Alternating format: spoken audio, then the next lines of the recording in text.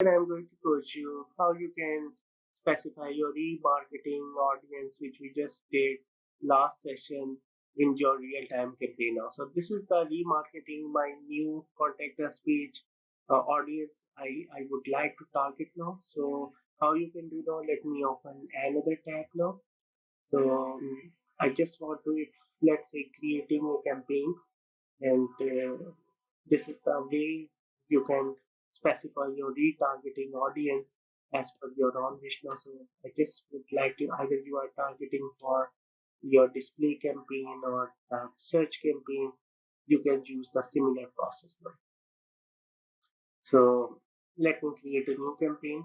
Click on the plus icon,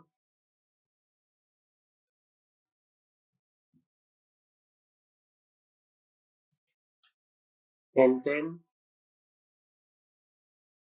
you need to specify your campaign objective. Let's say display network. I just click continue, and then the display network, and then I just continue. I'm not showing you the whole process starting from the scratch to advanced. I just navigating directly to the targeting now.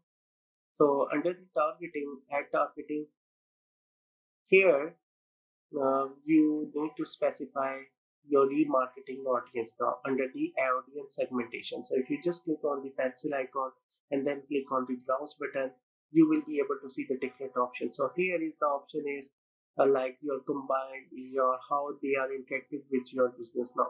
So if you just click here, you will be able to see the different options. Here is the option is the website visitors. So if you just click here, you will be able to see I created a different remarketing goals.